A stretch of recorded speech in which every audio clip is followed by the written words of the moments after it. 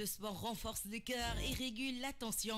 Anita Mendy, bienvenue. Alors, bien sûr, nous allons parler des bienfaits du sport, les 14 bonnes raisons de pratiquer une activité sportive. Vous savez, c'est bien connu, faire du sport est très bon pour la santé, des bienfaits sur notre organisme, mais pas seulement pour l'organisme. Alors ensemble, nous allons découvrir les 14 bienfaits, bonnes raisons de pratiquer du sport. Alors on commence. On a dit le premier, c'est le sport qui renforce le cœur et régule la tension, bien sûr. Comme il l'a dit Junior Le Sage, l'un des principaux bienfaits du sport est d'améliorer le fonctionnement du système cardiovasculaire. Alors ainsi optimiser la circulation sanguine de par et un effet de vasodilation. Je pense que c'est ça, des vaisseaux sanguins. Avec l'entraînement, le cœur par conséquent bat plus fort et plus lentement et au repos et donc moins se fatiguer. La diminution de résistance lors de la circulation sanguine va également induire une baisse de tension artérielle. Deuxièmement, on dit que le sport, ça participe au maintien du capital musculaire. Le maintien du capital musculaire. On dit tout simplement que l'activité sportive procure une augmentation de la force, de l'endurance et du volume musculaire. Elle participe par conséquent à la prévention des blessures et de diverses douleurs de hanches, de genoux ou encore de dos. Des bienfaits non négligeables pour vieillir en bonne santé. D'habitude, quand tu dis que j'ai des douleurs ici, par-ci, par-là, on te dit faut faire du sport. Quand tu fais du sport, tu vas oublier tes mots parce que tout simplement, on l'a bien dit ici, on dit que le sport, ça évite les blessures, ça prévient aussi des blessures, diverses douleurs, hanches, genoux ou encore de dos. Surtout les filles qui se plaignent tout le temps de douleurs de dos, il faut essayer de faire du sport pour voir si ça va s'atténuer ou bien ça va même disparaître. Le sport accroît le capital osseux. Quand on parle de capital osseux, on parle des os. Alors le fait d'activité, l'organisme va stimuler l'action des cellules dans leur rôle de construction osseuse. Cette génération va solidifier votre ossature et également prévenir l'ostéoporose. Alors yo Yacine kay fi li wax nga ka déglu borom yax yi dëgërul xam nga si tu fais du sport yax bi sport bi yow lay waxan kay waaw sport bi day dëgëral sa yax bi bu nga xam ne pour un rien ñu dam pour un rien ñu am ay douleurs dos. Alors il faut éviter faire du sport, il faut faire beaucoup de sport et cela va vous permettre d'avoir des os durs. Le sport prévient les problèmes articulaires. Ni am ay articulation yu metti tout le temps, un problème articulation. Alors une pratique régulière de l'activité sportive favorise la nutrition de la mobilité des cartilages et prévient ainsi les diverses douleurs articulaires et les problèmes d'arthrose. Tu vois des enfants ay xalé ndaw duñ tamagum fenn commencé nan dañu am ay arthrose parce que du ngeen def sport. Alors le sport favorise le transit. En plus d'avoir plus de plaisir à manger, de par un appétit meilleur, la pratique sportive favorise la digestion et propose ainsi un remède efficace contre la constipation. Bonne constipation, activité. Quand vous faites du sport, vos constipations là vont cesser carrément parce que tout simplement le sport permet de se lasser. Voilà, l'olek day tax nga mëna ko gagner tranquillement sans problème, n'est-ce pas? Alors déjà, Junior a donné les bienfaits du sport sur notre corps, bien sûr. Moustapha Wilane, vraiment, je suis trop occupée par le boulot. Mais comme c'est pour la bonne cause, merci, il n'y a pas de souci, on est ensemble. Alors, on dit le sport permet de mieux respirer. C'est vrai, hein? Genre, j'ai un cousin, quand il est malade, mais Bobby met ou le boussoyer des sport. Parce que vous mes sport, ne donne des noyés quoi. Beaucoup d'annois, d'amanandré. Mais je viens de comprendre que c'est vrai quoi. Le sport, ça t'aide à bien respirer, surtout quand tu as les nez bouchés. Alors, la pratique de sport d'endurance comme le vélo ou la natation va participer à l'augmentation de la capacité pulmonaire, ce qui permet notamment de lutter contre les problèmes d'asthme. Alors, il faut faire du sport. Non, il faut pas faire cela.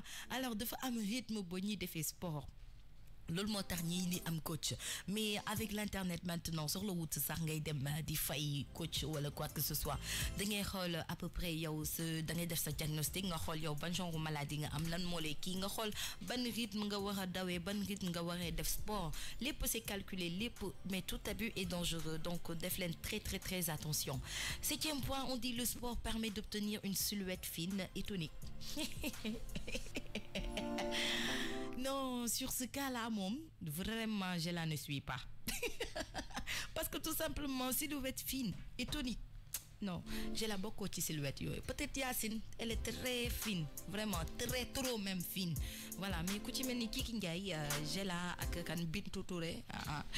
Yen bokko len ci silhouette fine fi dal Yacine, Lisa, Joyce akan magi sax mi ki la quoi. Magi mi silhouette fine ak yoy.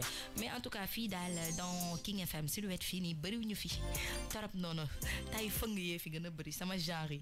Alors on dit une pratique sportive régulière va vous permettre de dépenser des calories et ainsi faciliter la perte de poids. Warna ko def dans une optique d'amincissement, le sport de cardio comme la natation, le vélo, l'elliptique ou la course à pied sont privilégiés pour maigrir, pour avoir une belle silhouette. Par contre, pour muscler son corps, il faudra plutôt s'orienter vers des activités sportives à dominante musculaire comme la danse, la gym, le pilate, les exercices d'abdos fessiers, mieux encore la pratique d'exercices sous forme fractionnée à haute intensité permet de se muscler tout en brûlant les graisses. Ma benn copine boo xam ne sama mag la sax du sama copine moom nag yàlla mayu ko maaleykum salaam léegi moom muscle fessier yooyu noonu da ci rey boppam mais dafa am ndam de maaleykum salaam baa ngi ñëw bu baax a baax. Alors, ñi nga xam ne amuñu maaleykum salaam comprendra qui veut. Faut faire des muscles fessiers. Dina leen aider bu baax ki may wax ni xam na boppam mu ngi côté EMG bi noonu ci pompier bi noonu foofu côté boobu la nekkee waxuma leen ñi xam kan la nag ngeen wax ko fii si rajo bi. Alors Paris Style, comment tu vas? Alors, mais moi, Hana, je suis fine. Ouais, Paris Style, tu es fine. Amia, you qui dit Mimiko d'amour. Yo, pourquoi manam la wa namante ku len fofu tanti Mary Gomise hello Gila OMG la bëgg ma koy tek. Je dédie ça à my only et toute la mifa de PNG. Je leur salue de passage. Abdou Aziz Diaw Mimiko d'amour. Voilà, ça discute gars yi tassé nañ buñ tassé non lay démé dañuy waxtaan de tout et de rien. Alors ñu dem ci page Facebook bi waaw maa ngi ci sax de maa ngi tax say fi nag maa ngi bëggoon wax ñu dem ci page Facebook bi. Est-ce que du man ma raar waaw Paris Amina yu Paris Style yéen ñëpp da ngeen a raar Abdou Aziz da ngeen a raar Binet Goudiaby aussi dafa raar nee na may ma Akhlou Brick ak moo fi fait sélection bi Akhlou Brick ne t'inquiète surtout pas. On va continuer cette fois-ci. Anne qui demandait woon mon chocolat Safari. Attention. Bouchez vos oreilles. Je risque de faire vraiment des sourds.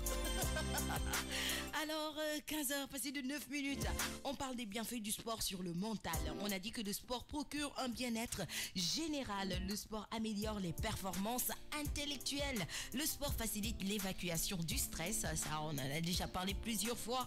Le sport inculque volonté et ténacité. Alors, le sport favorise aussi le sommeil. On en a parlé aussi, hein. Faire du sport ne permet de gagner insomnie, tu vas dormir comme un bébé. Les bienfaits sociaux du sport. On dit que le sport enseigne des valeurs éducatives.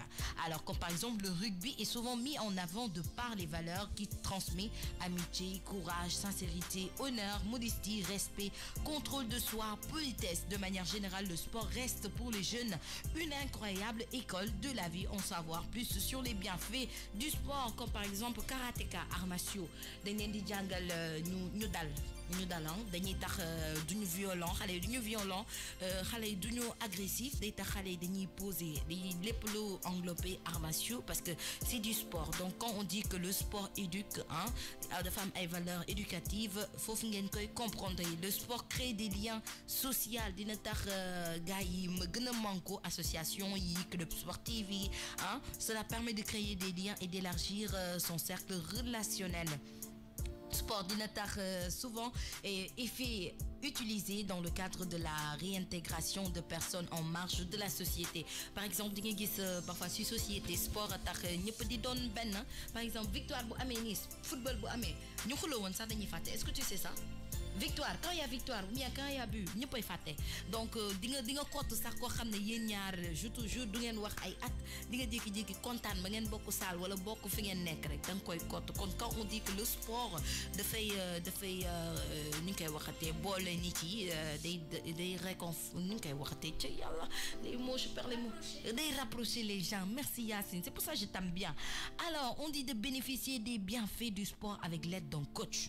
Nous avons vu que le sport procurait de nombreux bienfaits. Seulement, parfois, il n'est pas évident de pratiquer une activité sportive lorsqu'on est livré à soi-même. L'avantage de faire appel à un coach sportif ou à une salle de sport ou bien à domicile, c'est ce qu'on vous propose, un programme coach bien déterminé, qui permet de gagner sa bop, d'oreille sa bop, parce que coach ñom dañoo jàng li nga xamné moy sport, té xam nañ ban façon sport mo adapté à chaque type de personne.